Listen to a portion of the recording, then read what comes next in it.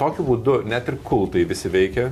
Tokiu būdu yra labai nemažai pinigų yra paimama iš žmonių. Nes... Nu, tai jo, čia minimum 2 mėnesiai, čia gal per 6 mėnesius ir man iš karto tik red flagai. O jie tu. Visai dar man neblogai sekasi. Nes mokymuose aš gavau ne tik žinių, ne tik galimybę praktikuotis, bet ko niekur kitur negavau. Tai Tu mane dabar verti iš gėdos raudonuoti. Vieno žmogaus per greiti pokyčiai, kitą neįtraukio atbaido. Taip. Gausis, kad jisai sumokėjo už konsultaciją ir per tą konsultaciją gavo tai, ką jis galėjo gauti ženkliai pigiau mokymus klausydamas. Ir parašyta, vietų skaičius ribotas online renginį. Iš kur jūs čia sugalvo? Nes tai veikia. Vienuolis, kuris mokina apie porų santykius. How about that?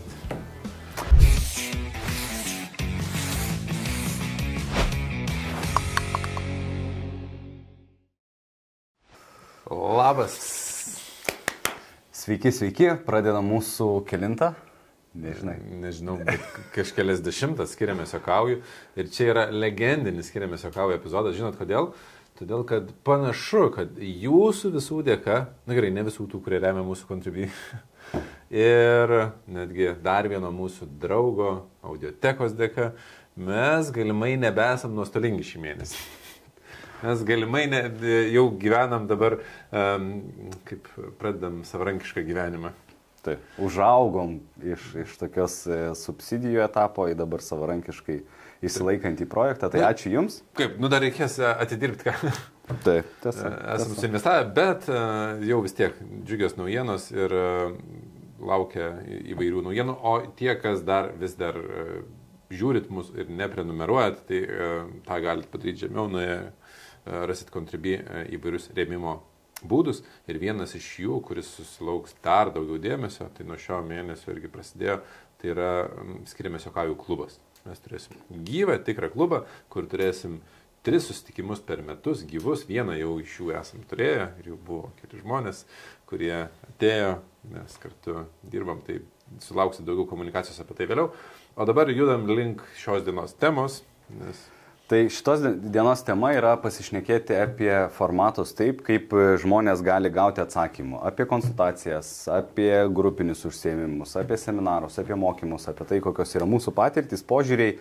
Galbūt kažkam reikia psichologo, kada psichoterapeutų ieškoti, kaip, ką, žodžiu, pasidalinsim šitą vietą. Apie mokymasi santykių temai. Kaip mokytis santykių temai, arba kas nesiseka mokantis, kur yra iššūkiai mokymosi.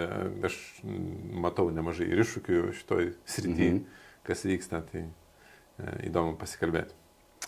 Gerai, good. Tai jeigu apie seminarus, pasišnekam. Seminarai yra ta vieta, kur tu ateini ir daug žmonių ir tu negali, žinai, kaip ir atsiverti, kaip ir pasakoti, viens ant vieno sesijose tai gali. Kodėl yra geriau eiti į seminarus arba kodėl yra geriau eiti į asmeninės sesijas? Apskritai tas apimtis, kur galima eiti, tai galima eiti į asmeninės sesijas ir vėl ten gali būti terapija, gali būti konsultacijos, gali būti konsteliacijos, gali būti dar kažkas, ir jos gali būti asmeniškos. Galima eiti į mokymus, kur tu gyvai ateini. Dabar ką tu mini, tai yra turbūt gyvi mokymai, kur tu gyvai atėjai ir jau esi įmestas ir negali atsitraukti. Tada gali būti online mokymai, kur tu ne visai gali dalyvauti, gali sustabdyti, po to pratesti tos online mokymus. Gali būti sublendinti tokie hybridiniai, kur tenais pačioj pradžiai tu dalyvauji gyvai, po to žiūri, po to vėl gali būti grupinės konsultacijos, gali būti įvairūs dar alternatyvūs metodai, kur ten bus net ne visai mokymai, ten gal meditacijų, gal stovyklos, gal kažkokie tokie, žinai, kur tai apimtis yra milžiniška. Man labai patinka mokymai, tai ką tu įvardinai, kur tu ateini. Ir man asmeniškai čia, nes pirmas dalykas, tai jie mano santykius pakeitė ir mano gyvenimą, nebūsiu toks kuklus, gyvenimą pakeitė man mokymai. Ir kai man sako, mokymai negali veikti, aš sakau, hold my beer, nešalaus negeriu, bet realybėje tai man niekas negali įrodyti, kad mokymai negali padėti, nes man yra padėję ir man yra padėję spręsti. Kodėl padėjo? Todėl, kad aš esu tinginys. Ir kai aš pasiemu kažkokį dalyką žiūrėti, daryti, man kartais pritrūksta, ne visada, bet kartais pritrūksta motivacijos padaryti praktikas iki galo. Skaitai knygą, ten būna praktika. Gerai, viskas tvarkoju. Yra praktika, žinau, fainiai, bet Skaitom kas toliau. Ir skaitau ir po to prisimenu tą praktiką. Net pamiršti, kad apskritai tokia buvo. Tai tu turi būti jau labai susidomėjęs pačią temą. Kai tu ateini į mokymus, tai sako, bus praktika, tu neturi kur bėgti. Tai man ypač pradėjo patikti mokymai, tada, kai aš nuvažiavau į tokius mokymus, kur paneri į procesą ilgam laikui, per dieną 14 valandų trunka, arba kelias dienas trunka, kur tu net jeigu neturėjai motyvacijos, negali išeiti nieko nežinodamas. Tu vis tiek išmoksti dalykų. Jeigu tu apie santykius ir, pavyzdžiui, ten kokį nors aktyvų klausimas, ar ne, 2 dienas kalbėti, tu negali taip pat klausytis, kaip klausysi iki tol. Tu jau pradedi vis tiek keisti savo elgsenas. Tai man dėl to jie labai priimtini yra. Aš tai turiu tokią matricą, kurią dažnai pasakoju ir kai aš išgirdau, atsimenu, man buvo toks wow efektas.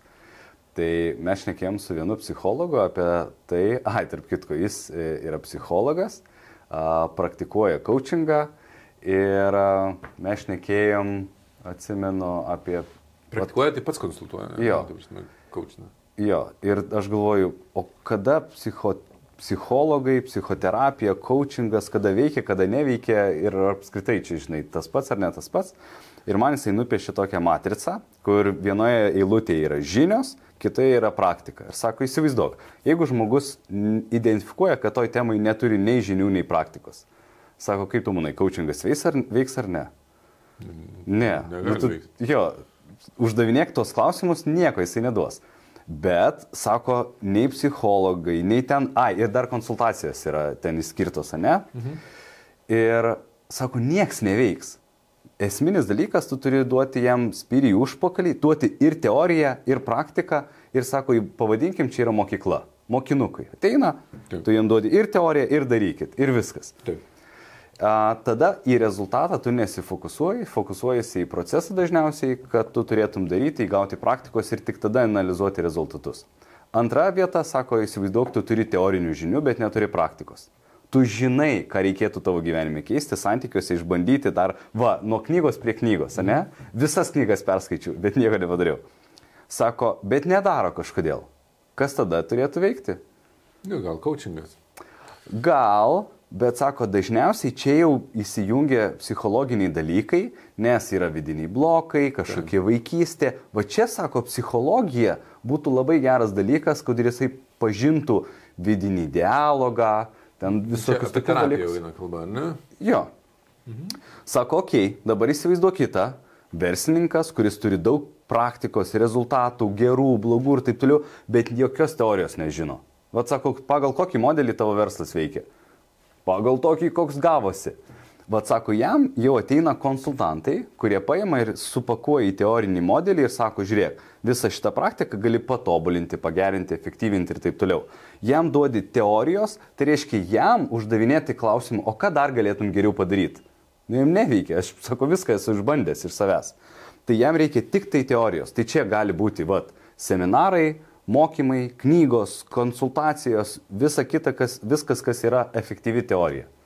O tai ta pirma dalis, kur mokykla, tai ten irgi yra ir mokymai turbūt tinkamas metodas. Jo, bet kur jau tu turi praktikos. Neturi nei žinių, nei praktikos. Tai... Jo, bet mokykloj tu nebaudi už blogą rezultatą arba nesifokusuoji į KPI-sus, tavo tikslas yra tiesiog pradėti daryti, taikyti. Kai tu turi jau praktikos, bet neturi žinių, tu jau keliesi KPI-sus efektyvinį, fokus į rezultatą yra. Ir galiausiai, sako, kai žmogus yra subrendęs ir turi ir žinių, ir patirties, sako, va čia coachingas yra efektyviausias būdas, kurisai ieško iš savo patirčių, žinių, visokių šitų dalykų, dar vidinio sistemingumo, atsakymų ir progresuoja.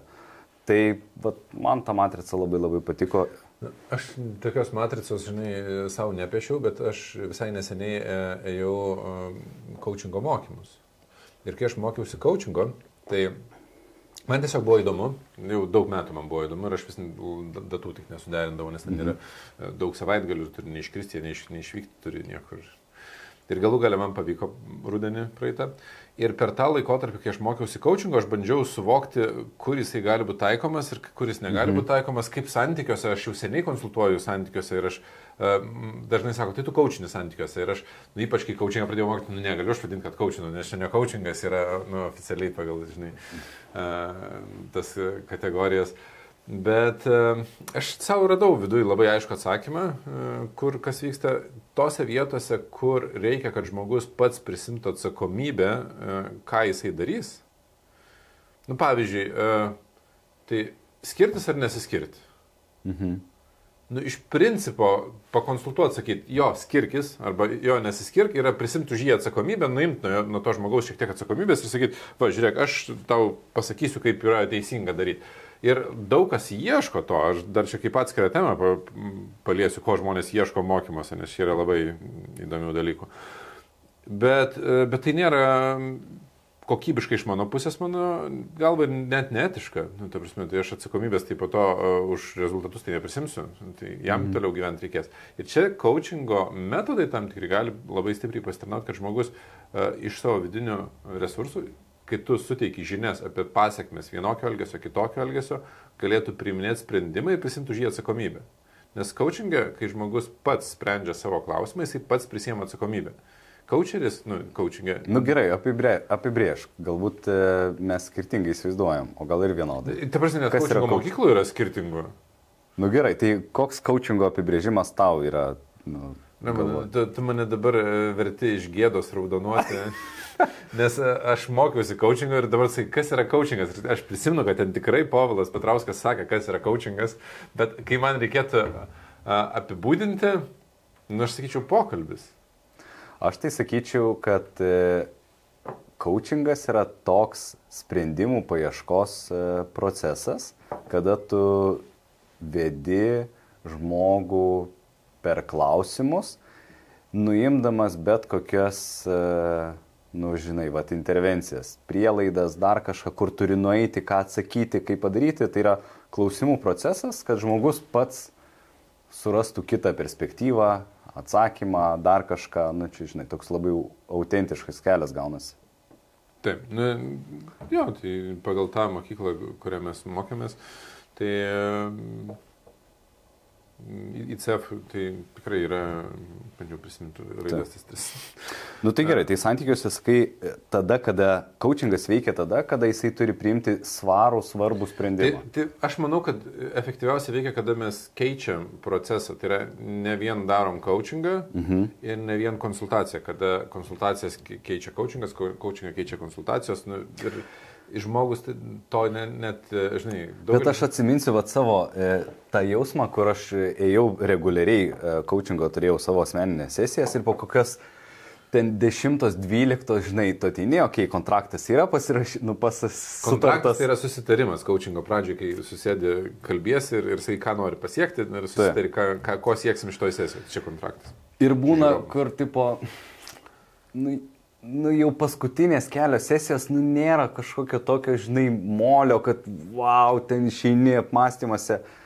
Ir tada paaiškėjo, kad feed your brain ateina toks etapas, kur tiesiog reikia įdėti kažkokios patirties, informacijos, žinių ir tiesiog norisi arba nueiti pas tos srities specialistą, kad jisai pačialenžintų, arba tiesiog nueiti į mokymus, dienos seminaras, kelių dienų, gauti informacijos ir tada grįžti į coachingą. Ir tada, o ką išsinešė, kodėl tai? Aš labai dažnai būnu klausiamas, nes sako, tai tu prieš psichologus, arba tu prieš coacherį, bando supriešinti kažkaip žmonės. Tai aišku, o aš nesu prieš nei vienu, aš dažnai net rekomenduoju žmonėms, kad tavo situacijai tau labai gerai būtų turėti terapijas, nes matau, kad yra daug iššūkių iš praeities, tų visokių blokų, emocinių, kur dirbti su manim ne visai yra tikslinga, nes tuos, santykių strategijai mes jau išsisprendėm, bet ten jau tau toliau reikia eiti. Matau, kad žmogui reikia tikrai, turi žinių, turi visko, jam reikia tiesiog tokio vidinio postumio. Jis gali eiti į coachingą, jis gali eiti Ir yra žmonių, kurie ateina į konsultacijas. Ir aš netgi prieš konsultacijas visą laiką sakau žmogui, žiūrėkit, aš ne terapeutas ir ne psichologas, šitą vietą bent jau išsprendžiu. Kad mes, kai susitiksime... Piliulių pas mane negausi. Ir terapeutai neduoda turbūt čia ne kaip psichiatrą, bet kad pas mane atėjus mes kalbėsime apie santykius strategiškai. Aš labai aiškiai suvokiu strategijas, kas vyksta santykiuose po jau beveik, dabar 10 metų turbūt yra, kiek aš nuo savo santykių analizės pradėjau, žinai, kiek domiuosi ir aiškinuosi, tai labai aiškiai matau, kaip tos strategijos veikia, kas veikia ir kas neveikia, ir kas kur ilgalaikį santykių, kas greuna. Ir mes aiškinsimės, kas sugriovė, kokios buvo priežastis ir ką galima daryti kitaip. Tai pas mane iš principo bus atsakymai. Dėl to, pavyzdžiui, yra labai aiškus skirtumas, kur žmonės sako, aš noriu poroje ateiti į konsultaciją. Aš sakau, aš negaliu priimti poros. Pačioj pradžiai, kol aš neišsiaiškinu, pašnekėjus gal galėsiu. Kodėl? Nes jeigu ateisi dviese į konsultaciją ir aš sakysiu, ką tau reikia daryti, nors tu atini, pavyzdžiui, su Agne, ir aš sakau tau, ką reikia daryti, yra tikimybė, kad Agnė naudos tą informaciją prieš tave net nesąmoningai. Nes sakysi, Arnas sakė, matai, nedarai, matai. Ir tai nebus efektyvu. Tai aš turiu kalbėti tada su vienu žmogum, po to su kitu, ir kai jie jau turi pakankamai sąmoningumo, nenaudoti tų dalykų vienas prieš kitą, kad jau atsiranda viduje suvokimas, kad aš neturiu teisės menkinti kitą pusę, tada mes galim dviese sėsti, trysia sėsti kalbėtis ir tada jau aiškintis kai kurios dalykus. Tai yra kitoks procesas, kai tuo tarpu terapijai galima iš karto ateiti dviese ir aiškintis, nes ten nėra tokių konkrečių strateginių patarimų, kas buvo ne taip ir ką reikėtų keisti tuose santykiuose, kas griovė. Bet yra ir konsultacijose patarimų, kurių aš neduodu, tai yra skirtis, nesiskirti, būt, nebūt, daryti vienaip ar kitaip, nes žmogus turi prisimti atsakomybę. Ir ten man reikalingi, aš net nesakyčiau, kad coachingą aš darau tam tikrus coachingo metodo taikymus tam tikrose etapuose, tam, kad žmogus pats prisimtų atsakomybę ir priimtų sprendimus, žinai. Tai aš toks esu labai iš vienos pusės minkštai žiūri į visas temas, nes man atrodo, kad visi dalykai, kurie veikia, jie yra tinkami. Bet aš atsimenu savo pirmasis patirtis, nežinau, ten daug iš tikrųjų išbandžiau tą klasikiniai terapijoje pas psichologus ir ten pas Freudinius buvau nuėjęs, kur ateini ir sako, tai kalbėk, apie ką, apie ką nori. Ir vat, tipo maždaug, jeigu pametei dabar eidamas raktus, tave suerzino, tai ir apie tai ir šnekam. Tipo on the spot, kas tau yra dabar svarbu ir ritulioji. Ir kartais įdomu, kur ta tema nuveda, į kokį vaikystės ten atsiminimą ar taip toliau.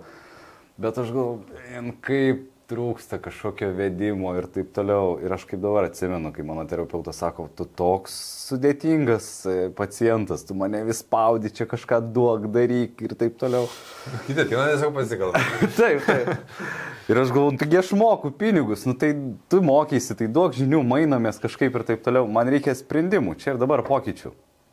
Ir aš... Bet čia, tas ir sakai, duok žinių, žinai, ir terapija ne visada yra apie žinias. Jo.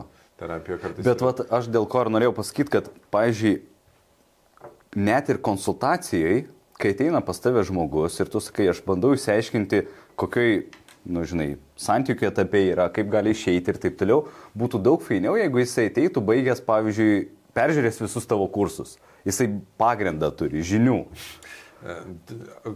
Tu dabar sakai, būtų fainiai. Aš iš principo netgi reikalauju, kai mes turim konsultaciją, pavyzdžiui, žmogus ateina ir sako, aš norėčiau dirbti. Aš sakau, aš pradedu aiškintis, aš neimu konsultacijos nepasišnekėjęs su žmogum, neišsiaiškinęs. Ir aš aiškindamasi situaciją, suprantu, kad, pavyzdžiui, teorinių žinių yra mažiau nei turėtų būti. Jeigu žmogus sako, klausiausi, visus skiriamės jo kavai, perklausiau nuo pradžių iki galo, žinai, esu klausęs ten tos kursus, tai gali būti, kad mes eisim į konsultaciją. Jeigu žmogus matau, kad turi mažiau tos patirties, tai aš sakau, žiūrėk, tai darom tokią konsultaciją, kur tu pačioj pradžiai perklausysi mokymų, bent jau pirmą dalį. Aš ten turiu vienus mokymus, kuriuose yra, kaip nebės antros pusės jau, kam įdomu, kur bent jau pirma dalis yra tokia bazinė apie lygiavertiškumą, kad žmogus suprastų bent jau apie ką eina kalba, kad nes aš kitaip valandą laiko kalbėsiu teorinius dalykus, nes mes... Ir daug pigiau yra tiesiog online perklausyti. Gausis, kad jisai sumokėjo už konsultaciją ir per tą konsultaciją gavo tai, ką jis galėjo gauti ženkliai pigiau mokymus klausydamas. Tai aš sakau, tai darom tokį paketą. Tu išklausai mokymų, bent pirmą dalį gali daugiau išklausyti ir tada ateini į konsultaciją ir mes jau kalbėsimės realiai apie tavo santykius, nes tu turėsi teorinį pagrindą. Ir tai super efektyviai veikia tada. nes nebereikia ir būna tokių žmonių, kur man tik tai perklausė, sako, aš jau dabar suprantu kai kurios dalykus, kur klausimus turėjau, sako, jau kitus klausimus atsinešiu dabar pas tave. Nes kai kurie dalykai tiesiog paaiškė. O kartais žmonėms net ir nereikia konsultacijų. Realiai tiesiog būna iš tinginystės, aš esu toksai, iš tinginystės jums perklausyt, pasižiūrėti, tu eini į konsultaciją, nes tipo pasakys. Vėl sako, perklausyk, na, jo, buvo čia atsakymas. Galėjau tiesiog perklausyti. Bet pirmą tai jau konsultacija, žinai. O man, pavyzdžiui, kas po coachingo ir terapijų asmeninių, dėl ko buvo mano breakthrough, atsimenu, proveržys, nes mokymuose aš gavau ne tik žinių, ne tik galimybę praktikuotis, bet ko niekur kitur negavau, tai kitų šeimų pavyzdžių. Ir va čia, dėl ko masiniai renginiai, jie turi savo unikalią autentiką, kur tu arba pamatai, blemba, pas juos tos pačios bėdos, ir tada kažkaip tu mažiau susireikšmini, arba atvirkščiai, jie išsprendė, jie buvo tokiam ir tiek atsiranda tikėjimo, kad, blemba, ir man gali pavykti. Tai čia du metodai mokymosi, kurie turi šitą efektą. Tai yra mokymai, kur yra didesnis kiekis žmonių ir atsiranda, kas pakankamai atvirai papasakoja. Ir kitas yra konsultacijos mažose grupėse, kur trunka ilgiau, nuosekliusios yra. Ir tenais žmonės atsiveria ir galų gale pradeda matyti, kad žinai, susirinka į grupę, ten yra kažkiek žmonių, visi atrodo tokie daug pasiekę, taip jiems viskas gerai sekasi, taip jiems viskas yra fainiai. Ir aš čia vienas, kuriam feilinu viską, kur man nesiseka, aš jau čia toks. Ir tu po, žinai, ten 2-3 mėnesių matai, visai dar man neblogai sekasi. Kiti kankinasi dar labiau, žinai, skirtingose srityse ir tu pradedi matyti, kad jie tą patį yra patyrę. Atsiranda tada toks ėjimas, pradedi sirgti už kitus žmonės, sirgti tokia gerąją prasme, kad norisi, kad ir jiems sektųsi, kad ir tau sektųsi toksai, žinai. Tai va aš, pavyzdžiui, aš nežinau, ar aš turėjau tokią baimę, bet aš žinau, kad yra daug žmonių, kurie neitų į grupinius mokymus arba masinius, nes galvoja, kodėl aš čia turėčiau pasakot, arba kaip aš čia galėsiu pasakot. Bet yra tame, ta prasme, yra sunkumas viešoji dideliai grupiai pasakoti apie savo jautrius dalykus. Jeigu aš labai gerai prisimenu, nes mes atsimenu pas Remigijus Savicką pasiremė, kai ėjom į mokymus, autentiška lyderystė. Autentiška lyderystė buvo. Ir aš atsimenu, ten buvo nedidelė grupė, ir mes susirenkam ir aš arba tu būnam savanoriai, tipo. Tai mes esame netipinis žmogus. Mes ir dabar kalbam apie mokymus, kiek čia, žinai, pusvalandį. Ir man atrodo, kad mes per daug pozityviai apie juos kalbam. Nes mes esame fanai to, žinai, proceso mokymuose. Ne, bet gerai. O kokie minusai? Jo, bet esu buvęs ir dafiga lievų. Bet mano optimistas mano laiminė sako, va dabar žinau, kaip nedaryti, maždaug šitai, bet. Skausminga situacija, kur jau vėl prieinam prie skyrybų ribos ir ką toje situacijoje galima daryti. Ko besiskiriančios moterys nesako, bet teoriškai nori. Tuo metu, kai galim taisyti santykius, netaisom, o po to prieinam prie ribos, kur jau vyksta skyrybos.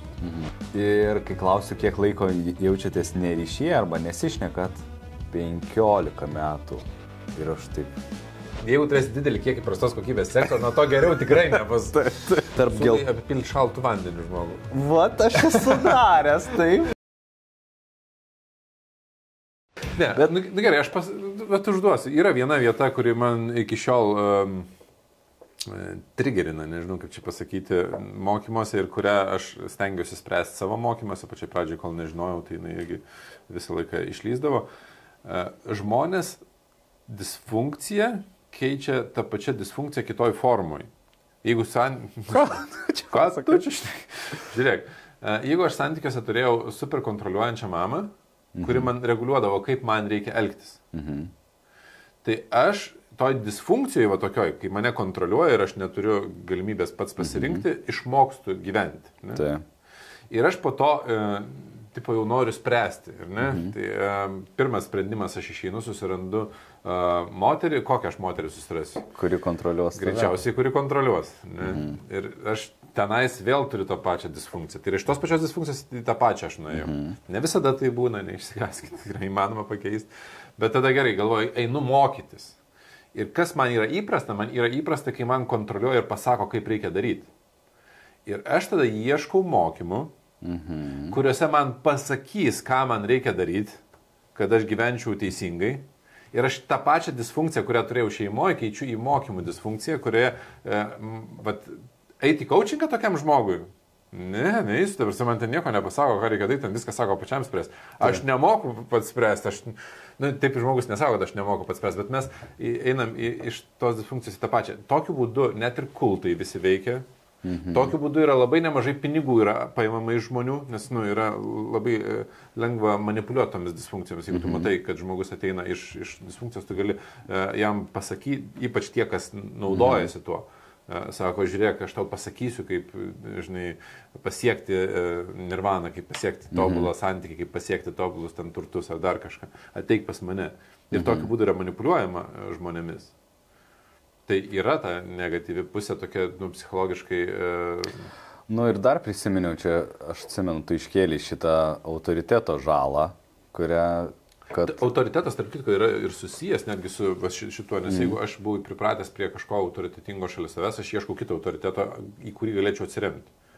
Rėmiausi į tėtį, supratau, kad negerai čia buvo, mane valdė, kontroliavo, tai dabar aš nesiremsiu, aš dabar mokymosi išmoksiu ir tada remiuosi į kitą žmogų, kuris... Ne, aš tai turėjau omeny, kad kai tu ateini į mokymus ir jeigu kažkas dedasi viską žinas, tai tu gali arba numenkinti save, nes aš niekada nepasieksiu tiek, kiek jisai, žinai.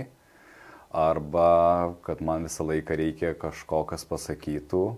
Bet čia yra susijęs, aš per daug naudoju tą žodžių disfunkciją, bet su tokiu mano emociniu įpročiu, kaip aš esu įpratęs, nes žmogus su sveika savivertė. Bet aš dabar pagalvojau, pavyzdžiui, pas mane atvirkščiai yra, kai jeigu aš matau lektorių, kuris pasako ir sako, žiūrėk, aš ir tą žinau, ir tą žinau, ir tą žinau, pas mane pirma mintis, tai jeigu jis žino, tai ir aš galiu. Žinai, man tik reikia... Man tai pirma mintis ir daugelį žmonių su kritiniu mąstymu, pirma mintis yra tokia, jeigu ateina lektorius ir sako, aš viską žinau. Jo. Tai bullshit. Tu jau kažką bandai čia, nes nėra visko žinančių, nėra žinančių visų atsakymų. Tiesa. Ir jeigu ateini ir lektorius sako, žiūrėk, šitos dalykus aš žinau, aš esu bandęs, man veikia, jūs pasibandykite, ar veikia. Šitų dalykų aš nežinau, čia yra ne mano kompetencijos. Žinai, tokie dalykai yra, man iš karto suteikia pasitikėjimo, kad žmogus yra pakankamai savikritiškas, kad suprastų, kad jis nežino visko. Aš galiu imti šią patirtį, mokintis ir bandyti taikyti, žiūrėti, veikia, neveikia ir susidėlioti. Tarp kitko, aš prisiminiau žmogų, kuris neina į tokius mokymus arba yra labai skeptiškas, bet jam pakankamai neblogai sekasi dėl to, kad jis labai daug skaito. Ir va tose knygose gauna tai, ko negaunu, ko aš, pavyzdžiui, ieškau mokymuose, tų pavyzdžių, istorijų.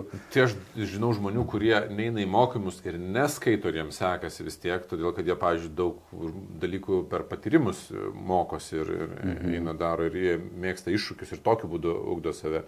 Yra žmonių, kurie daug save ugdo tiesiog savo vidinio dialogo pagalba, ten išeina pabūti vieni ir daug dalykų analizuoja savo.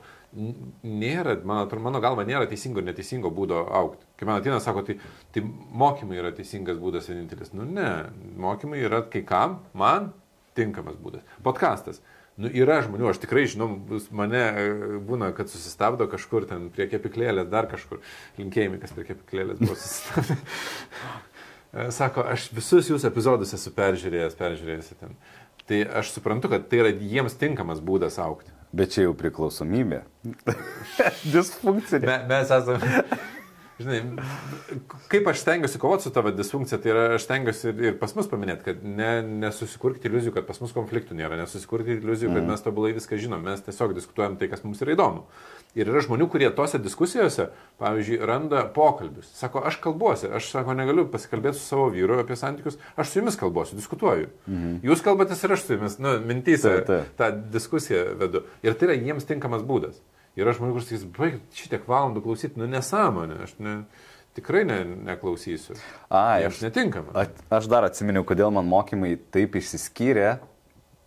Po visų tų mokymų, kuriuose buvau, ir buvo ir daug neefektyvių, ir buvo daug efektyvių, man tai yra smūginis efektas. Kur aš ateinu į terapiją ir sako, tai jo, čia minimum 2 mėnesiai, čia gal per 6 mėnesius, ir man iš karto tik red flagai. o jie tau 6 mėnesius. 6 mėnesių nedaug.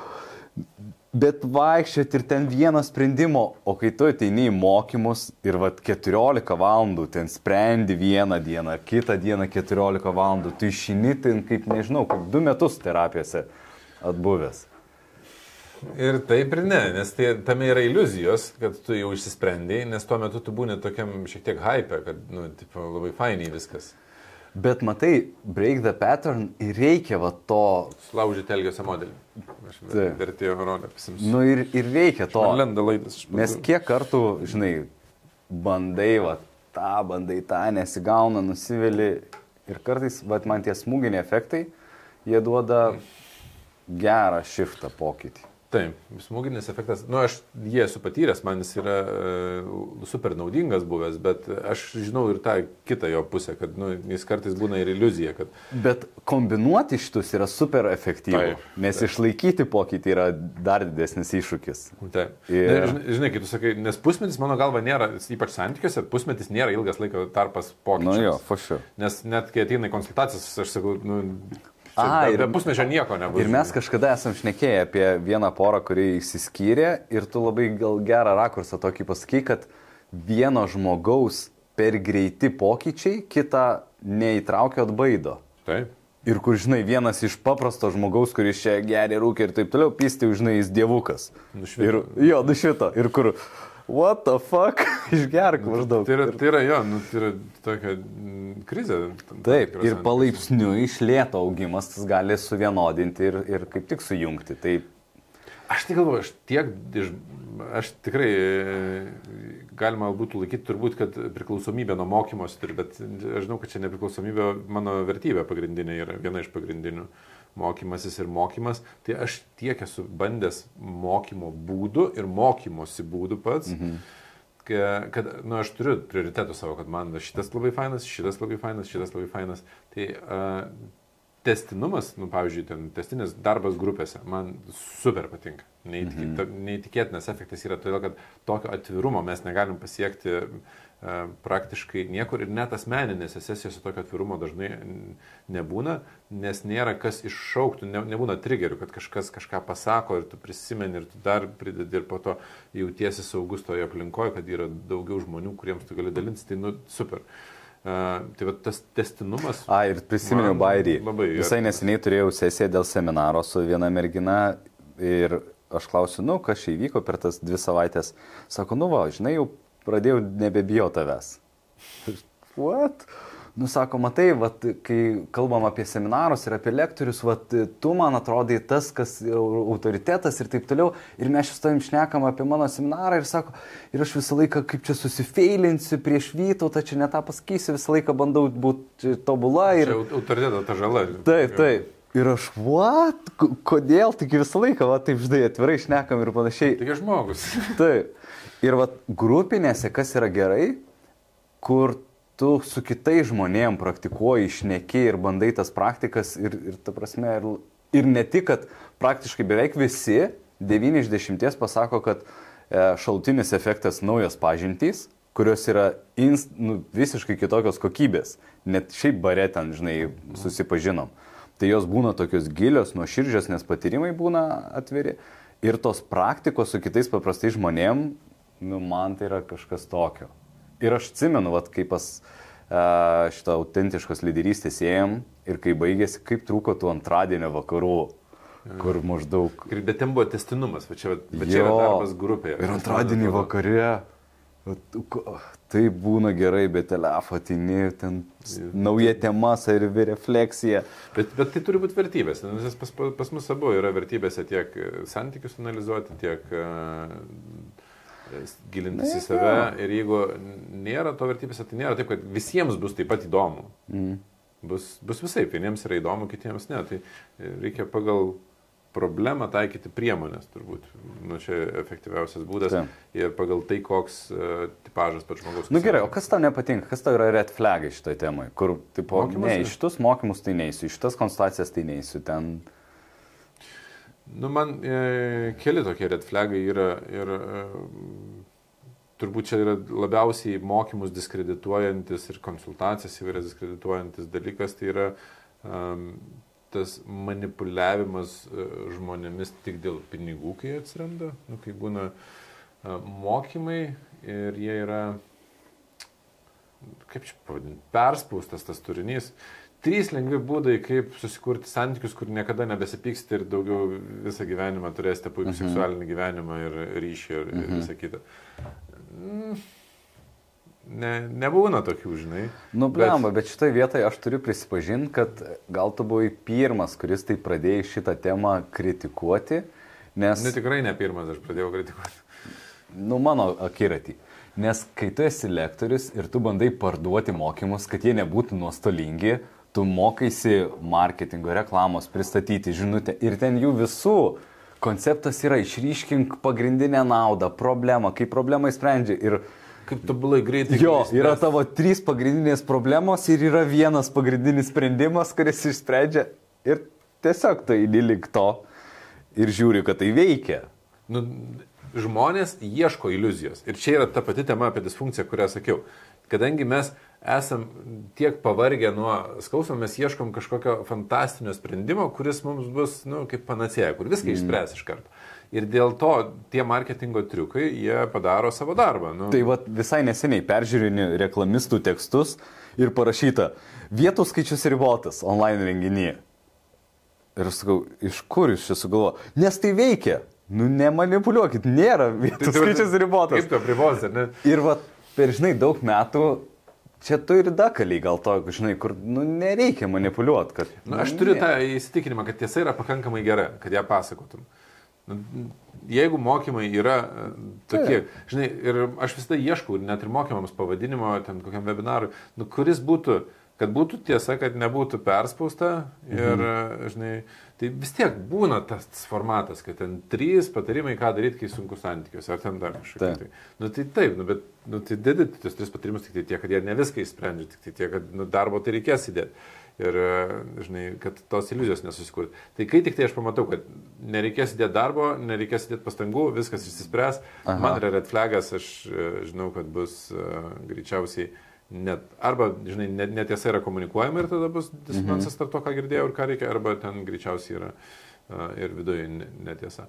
Ir antras dalykas, kas mane trigerina mokymuose, tai kai žmogus, kuris mokina, pats nėra sprendęs šitų dalykų. Ai, ne praktikas. Nu, pavyzdžiui, paimkim netgi ir labai nu, kontroversišką tokį dalyką. Vienuolis, kuris mokina apie porų santykius. How about that? Kaip tau? Nu, blema, žinok, čia kaip su konsultantais. Aš žinau, kad gali jisai išmokinti. Žinau, kad įmanoma, kad jis turi gerų įžvalgų. Mes kažkada diskutavom apie verslo konsultantus, kurie nėra pastatę verslo. Taip. Ir tu ateini ir sakai, žiūrėk, čia jisai konsultavo 10 geriausių kompanijų ir tau gali pasakyti jų failus ir jų geriausias praktikas. Ir tu jas naudosi. Ne jis sako, kad jis sukūrė, jis perdoda. Tai vienuolis lygiai taip pačiai. Ir aš suprantu, kad jo interesas gali būti visiškai tyras, geras. Bet aš esu, žinai, aš gal tą naudoju tokiam praktiškesniam spektre, kur jeigu ateina žmonės, kurie, aš, pavyzdžiui, noriu išmokti santykių, ar ne, ir ateina žmogus, kuris pats neturi vaikų ir jo santykiai yra kitokie, jisai ne to požiūrio, ne tų vertybių yra, ar ne. Aš greičiausiai pas jį nesimokinsiu. Net jeigu aš net elementariai sportuot, kai rinkausi trenerį, aš turėjau trenerių, kurie man neprilipo, nes jie man per tarpę pratimų rodo, kokią ten paną susiradau, žiūrėk, kokią nukabinu. Ir aš galvoju, toks ne mano tipažas ir galų gale aš jau 5 metus daugiau turbūt nekeičiu trenerio, nes mes su juo ir apie šeimą pakalbam, ir jisai turi 2 vaikus, ir aš turiu 2 vaikus, ir mes apie vaikų auklėjimą. Aš atsivedu tą trenerį, kuris... Ir aš suprantu, kad jam tai viskas yra tvarkoj. Taip. Bet man norisi, kad žmogus suprastų, ką reiškia būti mano batuose. Nu jo, ir jie iš pusės žodžio, pusės sakinio supranta kontekstą. Aš galvojau, ta prasme, kol aš neturėjau vaikų, aš galvojau, kad aš tikrai suprantu, ką reiškia neturėti laiko ten turint vaikų. Nu, nevelniu, aš nesupratau, ką reiškia neturėti laiko turint vaikų, kol aš neturėjau vaikų. Kai aš jau turiu vaikų, aš galiu labai aiškiai suprasti žmonės, kur sako, nu, bet supranti, aš atsikeliu, aš jau neturiu energijos jau iš ryto, nes nemegojau. Nu gerai, bet žiūrėk, reziumantai galim pasakyti, kad gali suteikti naudos ir įžvalgų. Tu tiesiog nebus galbūt taip efektyvų. Taip, bet aš ir nesu tas, žinai, skeptikas, kur sako, kad, oi, tai tada visus šitos mokymus ten jie blogi. Aš manyčiau, kad turėtų būti kažkokia kontrolė, jiems turėtų būti ir ta kontrolė pagrindė vakarietiškoje mūsų kultūroje, kapitalizme veikia. Taip, kad aš norėčiau, kad juos, žinai, žmonės mažiau rinktųsi eiti tiesiog elementariai. Bet žinau, kad ir taip nevyksta, nes kuo geresnis marketingas, to labiau pritraukia ten ateiti. Tai aš stengiuosi, ką iš savo pusės daryti, kad mano ir marketingas būtų bent jau neblogas, ir kad ateitų žmonės, bet ir viduje dėti, žinai, kad būtų turinys ne iliuzinis. Ir aš ilgą laiką galvojau, kad ir Instagrame, pavyzdžiui, manęs neseks, nes aš neseksiu pasakų tenais, nesakysiu, kaip viskas fainiai ir lengvai išspręs, aš sakysiu, kaip sunku. Ilgalaikiai santykiai nėra vien apie buvimą, kad gera mums abiems kartu, bet pasirodo, kad yra įdomi ir šitą informaciją ir kad yra žmonių ir pakankamai didelė dalis, kuriems yra įdomi ir ta tikra informacija. Tai aš net ir savo kelyje, kai aš augau, aš esu turėjęs etapų, kur prasti mokymai, tikrai prasti mokymai, turėjo man labai teigiamo efekto. Nes privertė susimastyti, buvo ten vietų, kurios buvo tokios gal kreivos, bet su kritiniu mąstymu, žinai, jas eliminuoja, o kiti dalykai, atrodo, logiški. Tai, žinai, ir tarp kitko, čia turbūt yra didžiausias mokymų arba konsultacijų arba visos šitos industrijos pavojus, kai tu tiesą maišai su iliuzijomis, su fantazijomis. Ir atrodo, kad, žinai, tiem, kas neturi pakankamai žinių ar kritinio mąstymo, kad tenais reikia, žinai, susidėlioti. Rodo, liko 5 minutės. Rodo, kad mums reikia finalizuoti šitą temą. Taip. Bet gerai, aš tau pasakysiu savo red flagą, kuris nežinau, ar man red flagas, bet visai neseniai su kolega diskutavom ir jisai vieną iš kriterijų pasako, tai ką baigęs ir diplomas.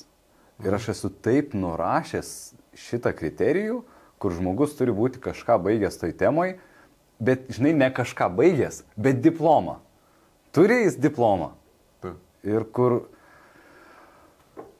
kaip tu manai, čia tau red flagas ar ne, kad žmogus ten, nežinau, nebaigęs ir neturi diplomo tai temai? Ne, man patinka netgi žmonės tokie, kurie, pavyzdžiui, kaip Ilonas Maskas kažkaip sakęs, kad mes priimam ne dėl to, kad turi aukštą diplomą, nepaisant to, kad turi. Tai yra, kad iš principo šiais laikais kai kuriuose srityse yra būtinybė turėti, nes vis dar tai yra išlieka būtinas būdas, kad tu sužinotum, bet yra sričių, kur priešingai. Jeigu tu turi diplomą ir taikai metodikas, tu esi apribotas laisvėje tam tikroje. Ir net ir šiai dienai, žinai, aš įvairius mokymus, kuriuos esu praėjęs, yra ten, pavyzdžiui, sertifikacijos, kad tu sertifikuojas, bet tada turi tą metodiką ten aklai taikyti. Ir aš nesu linkęs taikyti aklai tų metodikų, nes aš nematau, kad jos radikaliai, kad tik šita metodika ir daugiau niekas kitas veikia. Aš manau, kad yra viskas ženkliai kompleksiškiau. Ir tarp kitko, net ir ta medicina, kur mes atrodo suvokiam, kad tu neisi operacijos darytis pas neatestuotą, sertifikuotą ar ten nebaigusi mokslo ir panašiai. Bet visiškai pamastymai, kada kalbėjo, man atrodo, kažkokioje laidoje apie kamieninės ląsteles ir kai yra eksponentinis technologinis augimas, sako, spėja, ką studentai mokosi dabar. Sako, kokius mokslinius tyrimus ir kokią mokomąją medžiagą. Jinai nespėja pasivyti. Sako, jeigu ten yra 5 arba 10 metų moksliniai tyrimai, tai sako, jau gyva prieš pusmetį paneigė ten kažką. Kada pradės studentai šitą mokytis? Bet, žinai, aš sutinku, bet jeigu jie mokosi ir po to tęsia savo praktikas, tai eina į kitus tolimesnius mokymus ir vis tiek anatomiją turi išmanyti. Taip. Ir aš ir kartu nesu prieš tuos diplomus, tiesiog pilnas atskleidimas, kad aš pats neturiu jokio aukštojo diplomo. Aš nieko nesu baigęs, tu esi baigęs, ne? Tu tarp mūsų esi protingesnis. Diplomatiškesnis. Diplomatiškesnis. Ir aš buvau etapuose tam tikrose, kur dėl to, kad turėjau per mažai žinių, vis dėlto nebuvo pakankamai kokybiški mokymai, kuriuos aš darydavau. Bet čia tai užprogramuota, nepaisant to, ar tu turi diplomą. Bet būtent, jo. Ir aš galvoju, tai nebuvo faktorius, kad aš dėl to, kad diplomą neturėjau, o dėl to, kad aš tiesiog nesidomėjau pakankamai, neturėjau pakankamai gal kritinio mąstymo tuo metu. Ir po to su laiku ateina noras, kaip čia išfiltruoti tuos dalykus, kurie buvo neefektyvus, kurie neveikia, kur daugiau reikia pasiruošimo ir tada pradedi analizuoti. Ir pagrindas, mano galva, yra vis dėlto gebėjimas pačiam studijuoti ir noras pačiam domėtis tas rytim. Yra daug diplomuotų žmonių, kurie nesidomi ir naudojasi tą seną informaciją ir tiesiog aklai taiko ir jiems visiškai neįdomu išspręsti realiai kliento problemas. Yra žmonių, kurie nėra diplomuoti ir kuriems įdomu išspręsti kliento problemas. Ir kurie turi diplomus ir nori išspręsti kliento problemas. Žinai, visi renkasi savus. Man tik tai problema, žinai, kur atsiranda, kaip pasivadinti. Pavyzdžiui, žinai, būčiau baigęs psichologiją, sakyčiau, psichologas Arnas Markevičius, visiems viskas aišku, ne? Ir tarp kitko, turiu svarstymą, aš tau gal sakiau, studijuoti psichologiją dabar, tiesiog. Bet dėl to, kad man įdomu, ne dėl pavadinimo. Ne dėl pavadinimo, žinai. Ir lengviau yra. O kai neturi, tai manęs klausia, kaip jūs pristatyti? Sako, tai aš sakysiu psichologas. Ne, nesakykit, aš ne psichologas, ne terapeutas. Aš tada turiu klientams ir mėgstu klientams atskleisti, kad žinai, aš nesu tas. Aš principo užsiemu edukaciją. Tai reiškia, kad aš žinau strategijas, kaip veikia ilgalaikiai santykiai. Ir aš puikiai suprantu, kad universitetuose dalykų, kaip veikia ilgalaikiai santykiai, nemokina. Todėl, kad ateina žmonės, kurie yra studijavę ir sako, aš studijavau ir nieko panašaus nepasako. Nei iš tol. Bet kai tu jau turi žinių, kaip veikia ilgalaikiai santykiai, studijuoti psichologiją, man net atrodo įdomiau dabar yra. Bet žinai, vėlgi, pas ką, kaip, kur, žinai. Jo, tai aš puikiai suprantu, kad teks susitaikyti su tuo, kad yra tam tikros kryptis, kurios galbūt man yra nepriimtinos, man neatrodo jos efektyvios ar teisingos, bet tai netrukdo jas išmokti, susipažinti su jomis ir palikti jas savo eigai. Nu gerai, tai pabaigai norėjau pasakyti, kad šitą red flagą dėl baigimo aš pakeičiu rezultatais ir man patinka eiti pas tuos, kurie turi rezultatus, turi iš klientų atsiliepimus arba bent jau sako, okei, aš neturiu rezultatų, bet bandom kartu. Result-based toks mąstymas ir mokymasis, tai va. O žinai, kaip šiaip daugelis žmonių nesąmoningai renkasi pas Skype mokytis, ypač jeigu į konsultacijas, bet ir į mokymus. Lookalike strategija? Nesąmoningai mes stebim ir galvojam, kiek aš kartų esu girdėjęs motivaciją, kodėl pas mane atėjai. Aš sako, tavo gyvenimą matau savo gyvenimą. Taip, strumintai. Aš dabar prieš pusvalandį turėjau pokalbį, kur man skambina, sako, aš stebiu ir aš sako, vienintelis skirtumas matau, kad aš su tėčiu augau, bet tėčiu. Yra du dalykai. Pasąmoningai mes draugus renkamės arba panašius, arba kurie turi tai, ko mes norim turėti. Taip. Good. Ir pabaigai dar ką reikėtų paminėti. Reikėtų paminėti, kad jeigu iš mokymosi būdų jums patinka stebėti podcastus ir klausytis, tai tikėtina, kad jums priimtinas yra audio formatas, kuriuo jūs gaunate informaciją. Ir mes, kadangi turim draugą, Audioteką, tai aš norėčiau, kad jūs pamėgintumėt Audiotekos Club prenumeratą. Visiškai nemokamai, kelias savaitės galite išsibandyti, jie turi 1000 valandų. Aš pasižiūrėjau, mes diskutavom apie šitą temą, tai aš pasižiūrėjau, kad turiu 16 knygų Audiotekoj ir aš juos pirkau iki šiol ir dabar esu paskutinę nusipirkęs su klubu. Nes galvoju, šitą perskaitysiu per mėnesį, dar kitą spėsiu, tipo, pigiau gaunasi. Ne, aš turiu kreditų labai didelį kiekį. Bet, kai jisai pasakė, kiek jisai knygų turi, tai...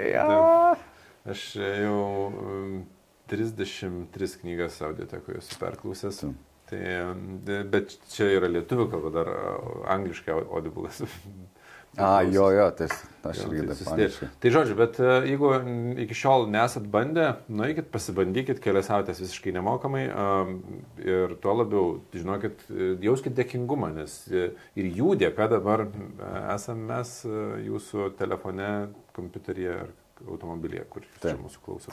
Ir ateityje mes ką pabandysim padaryti, tai kai diskutuosim kažkokiamis temomis, pabandyti integruoti kažkokias knygas, kurios labiausiai atitinka tą mes žinių turėsim formatą. daugiau rekomendacijų knygom. Aš nemanau, kad šita reklama sulauks kažkokio pasipiktinimo, nes atvirkščiai žmonės labai nori knygų, netgi į konsultacijas atėjo, iš mokymų temas ateina, sako, o tu gali pasakyti kokią knygą dar apie tai paklausyti. Kiekvieną kartą, kai mes paminim knygą, vis sulaukiam komentarų, tai kokia ten knyga arba kur čia jie gauta ar kažkas tokio. Tai šitas knygų rekomendacijos atsiras ir šiaip galite pakomentuoti, ar džiaugiatės mūsų draugystę su Audioteka ir ko tikitės, ko laukiat, o tie, kurie būsit kontribinariais, laukiat dar įdomesnių naujienų, tai irgi pažiūrėkit, jeigu jau ne pirmą kartą stebit. O kaip lietuviškai stay tuned? Stay tuned. Laukite, būkite pasiruošę. Stay tuned. Būkite pasiruošę, stay tuned, turbūt būkite pasiruošę, tiksliausiai būtų. O jeigu žiūrite pirmą kartą ir patiko, tai spauskite prenumeruoti ir uždėkite laiką ir uždėkite varpelį, kad pasiektų epizodai. Jums tai nieko nekainuoja, mums svarbu. Taip, viskas. Iki pasimatymo kitos epizodos. Iki.